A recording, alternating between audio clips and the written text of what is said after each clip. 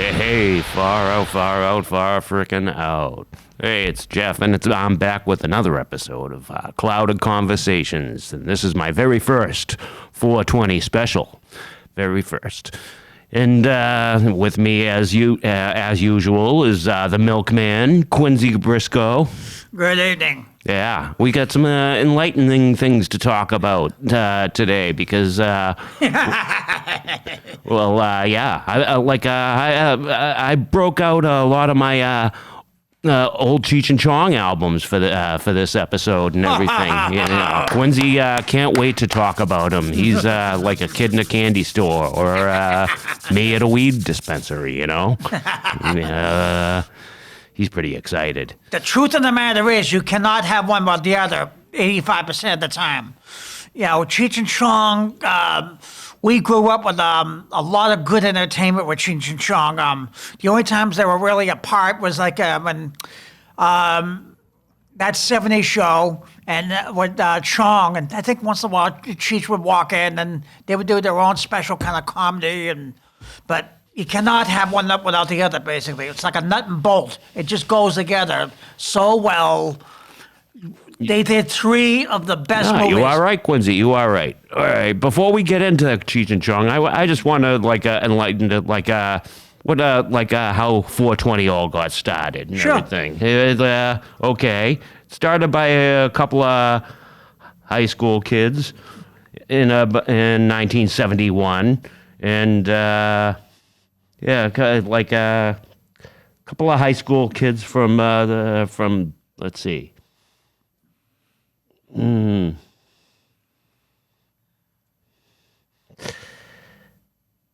High school? Well, we know it's from high school and everything. It's a small clique of about five kids. They call themselves the Waldos. This is before Where's Waldo, but they just call themselves that because 420 was the special code that they started to sit on the wall after school every single day.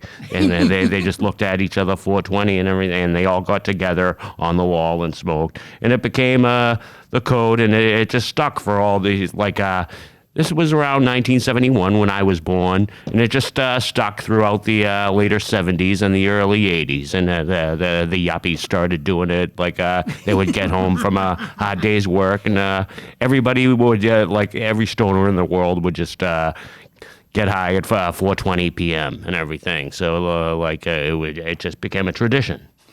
So, and that's how they invented Cheech and Chong? No. Well, you're looking at how Cheech and Chong got their big start, Quincy, with the albums and everything. So, and then we'll talk about a couple of their best movies that I know. And sure. And then you do the same. How's that? Yeah, that sounds good. I'm gonna we'll bring up how Cheech and Chong have influenced me throughout the years. And it's a way to blow off steam. It's just good, clean cut fun. Yeah. No more, no less. Nothing more, nothing less. When you're just angry at everything, just cut loose and have some fun with Cheech and Chong.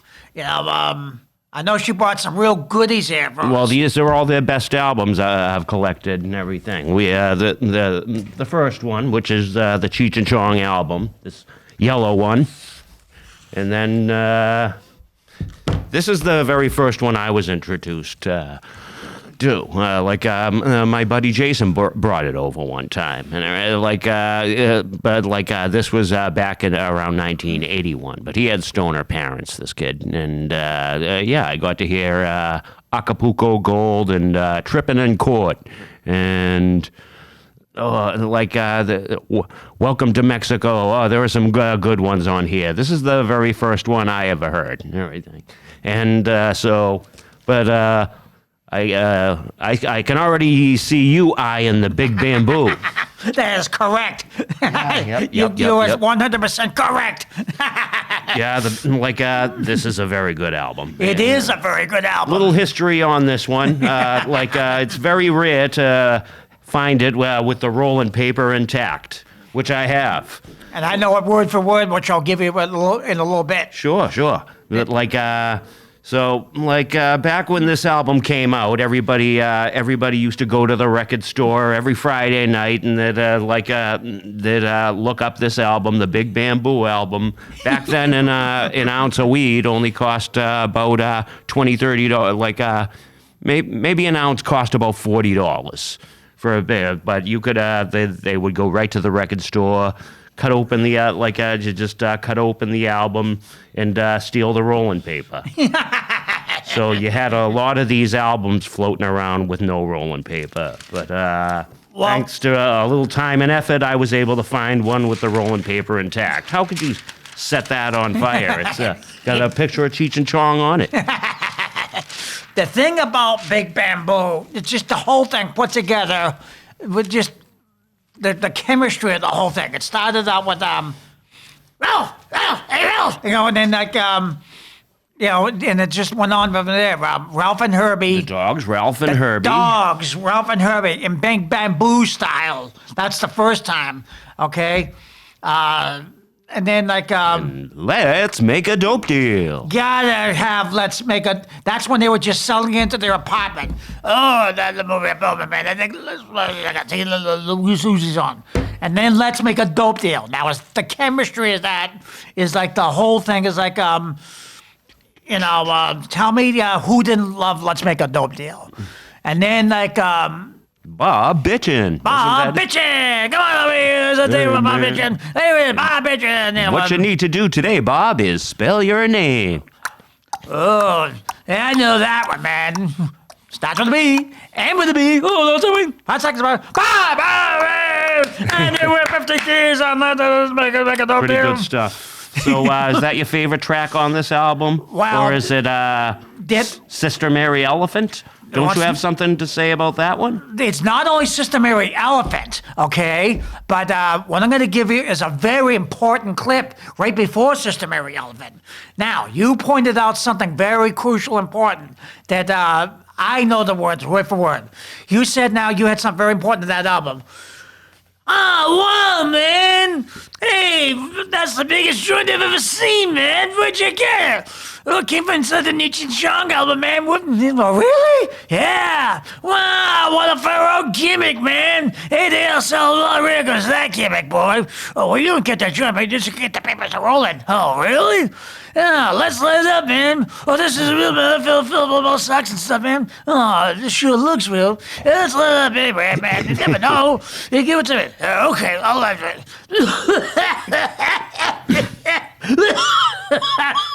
Hey, how was it, man? It's not bad, man. Let me. But they didn't you roll up an old sweat sock or something like that? Yeah, to make it look real. Yeah. And then you hit the nail right on the head. Okay. Very important. Who didn't love Sister Mary Elephant? Yeah, that was a good one. Now, Yes. Clarence. Didn't you do something in like high school, like a routine in high school with your buddies, a Sister Mary Elephant routine? They accepted it because I was just a senior having some fun, and so the teachers accepted it. That's like because I was so I did. Well, you're the first day of my vacation. Well, my summer vacation. The first day of my vacation, I woke up, and then I went downtown to look for a job. Then I hung out for the drugstore. And then it went on. And finally, the second class, when the teacher comes in, class, shut up! It just went on. Who didn't love to do Cheech and Chong on their senior year? Yeah, I mean, I'm surprised you actually got you twisted your the teacher's arm and got to do a Cheech and Chong routine. They knew I was just having some fun, just a clean cut, that nothing more. Mr. Entertainment, I tell you. Oh yeah, Mr. Entertainment. But then you pulled it off, Quincy. And another good clip, I had to say, the way they wrote it, it was the grass, it's the grass. And then he comes in, it's like, hey, Prophet, hey, man, what happened? Hey, what happened to your place, man? Hey, they sound like a cop? Oh, well, man. Hey, listen, the only reason I come over, man, is can you sell me a couple of lids? What's the matter, man? It just came so, everything on that album is so good, and then came 3 of the best movies from Cheech and Chong. Up in Smoke, just the way the whole thing was put together. Yep. And then like Here's a little trivia for you. sure. I mean, well, a little fact about the movie, and not Sure. trivia and everything. Here's a little fact about about Up in Smoke. Do you remember that the Volkswagen in the opening scene with it had a Rolls Royce grill on it? Right? Right. Like about a week, like that used to be Jack Nicholson's car. Oh yeah. Yeah, he sold like about a week or two before that movie was made. Jack sold that car to Cheech for about $50 or something like that, maybe even 20. And then they just It was like Jack's first car. He used to drive around to all his acting gigs back in the day. So he just sells it to Cheech for some short money, and he put it in the opening scene of Up in Smoke, and not only through the Rolls Royce grill on it, and Jack Nicholson. Back in those days, because he was a Hollywood star, he had his he was able to watch it in the hospital because he had one of the very first VCR, one of the first video cassette machines. and that's how it all came together with VCR. No. I'm just actually telling you how how Jack Nicholson was able to watch the movie Up in Smoke while he was in the hospital. But he found it absolutely hysterical, laughing out loud he just sold him his Volkswagen and he used it for the opening scene of Up in Smoke. But That is so good. Now the best thing about the first movie, Up in Smoke, was the way, dun dun dun dun dun. The moment talk to me, tell me not to live. Dun dun dun bam bam. Yep. Their song "Ear Rake My Eye." Well, the movie Up in Smoke, which was mainly the plot of that was at first it was about Cheech and Chong first meeting and how they met and everything, and they have to get some, the first half of the movie is them looking for weed, and then the second half is them putting their band together. But a lot of good notable actors got their start in Up in Smoke, and I've met quite a few of them. Well, I've met Cheech, but I've never met Chong. How come? The opposite, it's still up in the air. I mean, he doesn't, I'm sure he doesn't have that many, Mr. Tommy Chong doesn't have that many years left, but I could probably still meet him. But I met Cheech about 6 months ago, approximately. That is so awesome. Yeah, he was a very cool guy. We got to talk for about 10 minutes. And I got to meet it, and I got to have my machete signed. I just happened to have it on me. But it was one of those situations where, one of your idols is in front of you. You don't know what to say. So The second one, Yeah. it also, okay. But, Up in Smoke. Still smoking. Let me tell you, still smoking. Now that is good. The second one that I sort of. Okay, well, I'll go through them piece by piece. Sure, so, sure. Up in Smoke had it had Tom Skerritt in it. He played Strawberry. I got to meet him a few years ago. Tom Skerritt, very Okay. nice guy. It had Stacy Keach, who played Sergeant Stedinko.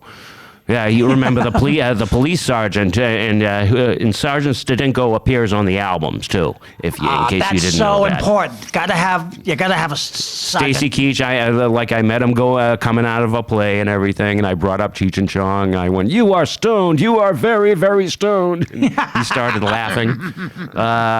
Luisa Moritz, who was in, she's a blonde Spanish actress, but she was in Up in Smoke as Gloria, the police officer who helped them out. Not a bad lady. Yeah, not a bad lady at all. But I did a lot of work over the years. Everything about these movies, but.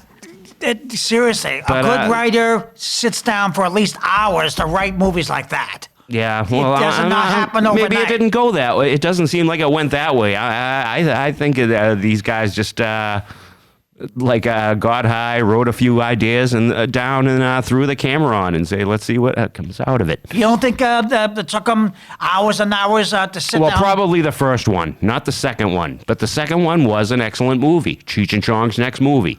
That was the one when they played a couple of brothers who were no. Cheech played dual roles. There was Cheech, and there was also his cousin Red.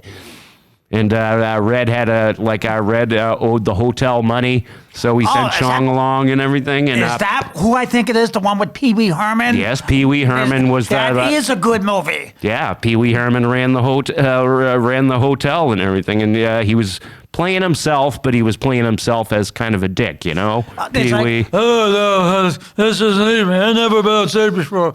I'm gonna do some magic for you. I'm gonna take this glass and this handkerchief. And there it is. I'm not gonna make a dick. Yeah, it all started with Cheech's joke. That is, they Now, went I'm into going to take this glass and turn it into a piece of fruit. No, right before your very eyes. I'm going to say the magic words, abracadabra, hocus pocus. No, hope it don't poke us in the eye. What'd I say what it was going to do? Turn it into a piece of fruit. Well, you tell me, ain't that a peach? But that movie is so good. What else in that movie? Oh, and I got to meet Pee Wee Herman too. You got to meet Pee Wee Herman. Oh yeah, there's a cool story behind it. Well, kind of cool because it was in part over in New Jersey somewhere, and it was a very rainy day. He came to a convention, and he had a pretty long line for $50-$60 an autograph. And I was looking at the line that stretched outside on a rainy day, and I was like, you know what? Screw this. I'm not paying this much for the pleasure of meeting Pee Wee Herman. So I waited till I noticed he was drinking a lot of water, so I waited by the bathroom until he had to take a piss. When he came out of the bathroom, snap, I got him. And you can see, he scowled at me. He was like, "Oh, you bastard!" But I got my picture of Pee Wee Herman. I'll try to put it up there for us so you can see it. But so Cheech and Chong's next movie, I would say that was one of my favorites. And then Still Smoking, and I'm still smoking. Well, Still Smoking was actually their fourth maybe their fourth movie, but they did Things Are Tough All Over after that. That was pretty good. I enjoyed that one. That was when they had to get their car over to Las Vegas, and there was also money in the car. There was money in the car, and there were a couple of sheiks that were chasing after them, and the sheiks. Well, of course, the sheiks were also Cheech and Chong, but that was an interesting one. Things are tough all over. Yeah, they were able to use a good funkadelic song on that for the soundtrack. Things are tough all over.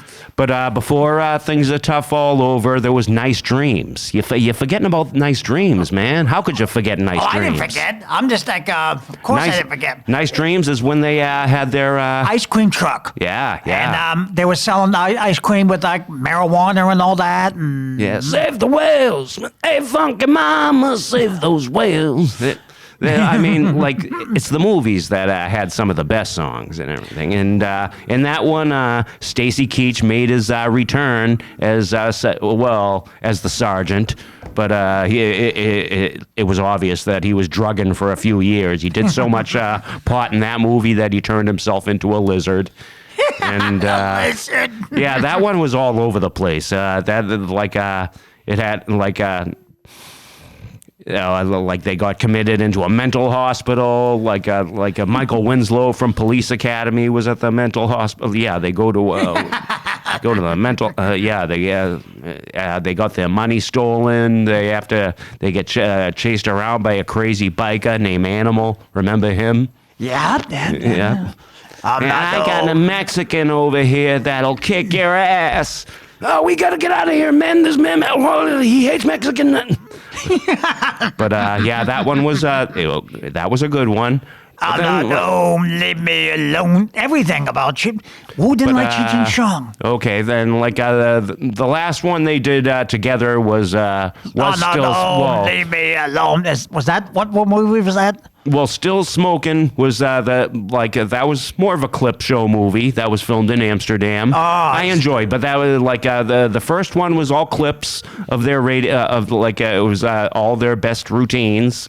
Yes, and it ended in a live performance. Yes, it did. So that was an excellent one. It was also directed by Tommy Chong. Tommy Chong did direct a few of them, and a few of the good ones. But yeah. he also directed a few of the crappy ones, like his follow-up movie, The Corsican Brothers. It was like one of the worst movies of 1984. Well, what didn't you like about it? Well, it was a story about about a couple of twin brothers back in the Renaissance ages. You had to see that. Yeah, you have to see. I probably did. I mean, they were twin brothers, and and they were separated at birth. It's not even worth talking about. It doesn't really have many moments. It's got Edie McClurg in it, the woman who played that that woman who went out and got high with him, and she. It's got her in it. You know, Ferris Bueller's the secretary from Ferris Bueller.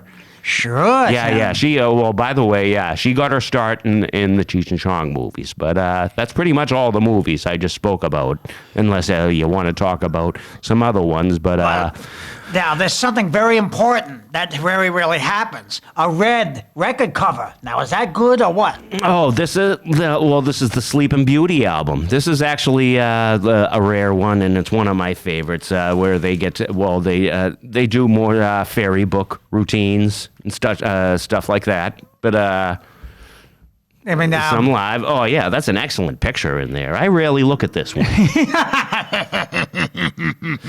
But everything. Look at this one here now.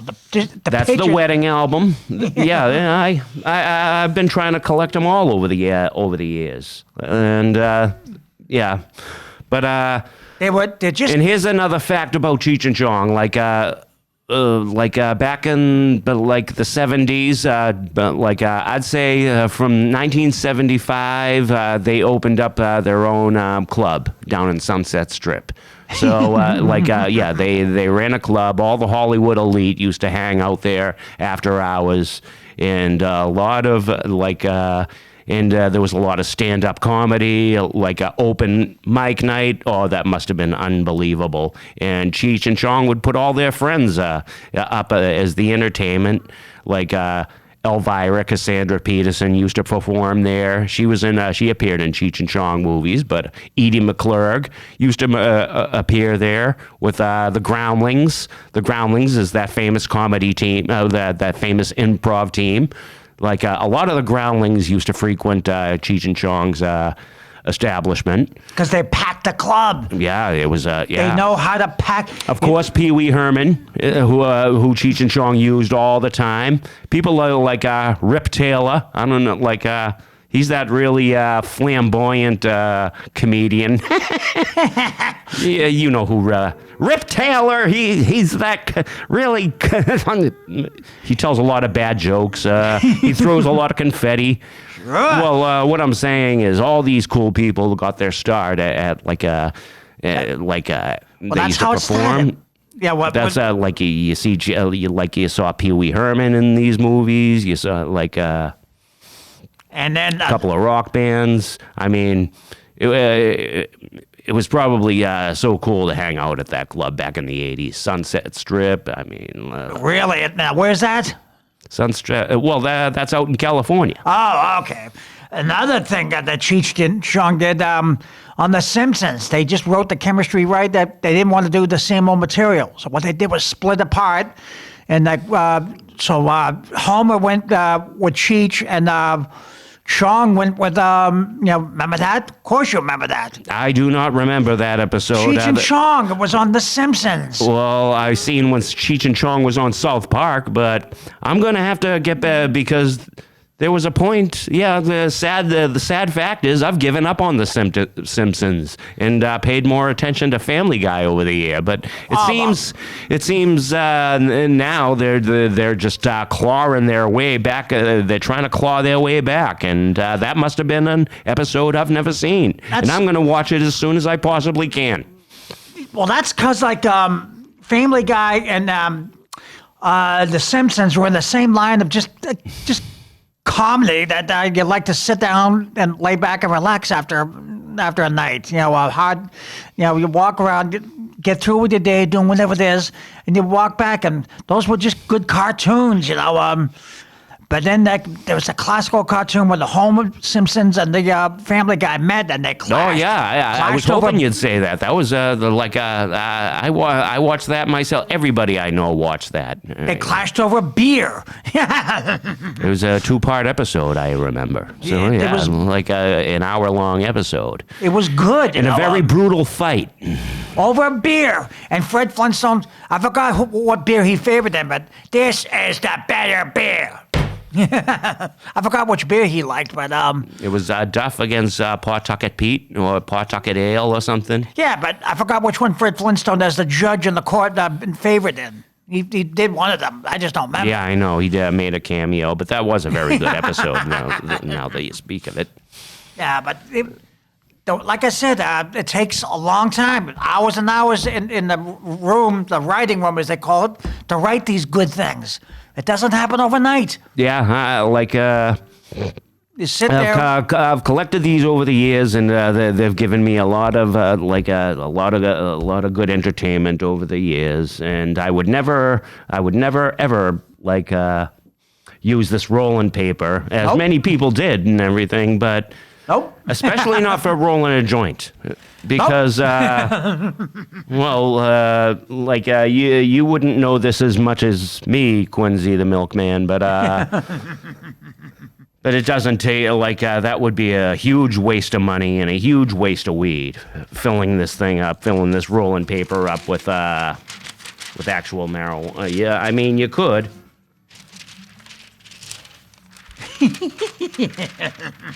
Why would you say, though, it's a waste of money? Because you only need about half a joint to get high. There's a point in which you can get high. You can't get any higher. There's smoking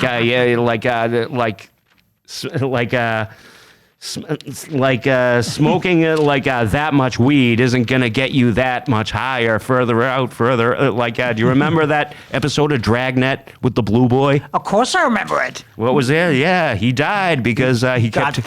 farther out, and finally, What happened to this kid? He just kept taking more acid. He just wanted to keep going further out, further. well, looks like he made it. He's dead. Looks like he made it. That's he's dead. Well, he's as far out as he can go. Yeah, He's dead. He won't get any farther than that. I think I just got a signal. It's time to wind this up. Like wanna Bob thank- Ross would say. Bob Ross would say, "I think by the look of that old clock on the wall, that it's time to go." I want to thank you for the sweet walking down memory lane of Cheech and Chong. Okay? Oh, no problem. I'm going to smoke up and listen to these in a little bit and everything. I drag my record. Let's have some happy memories. And, well, Quincy, this has been a fabulous episode. It has been an excellent episode. Had fun here. So- Happy 420. Happy 420. Thank you for watching. And we will see you for another very excellent episode of the Cloud of Conversations. So thank you for watching. Drive home carefully, and good night.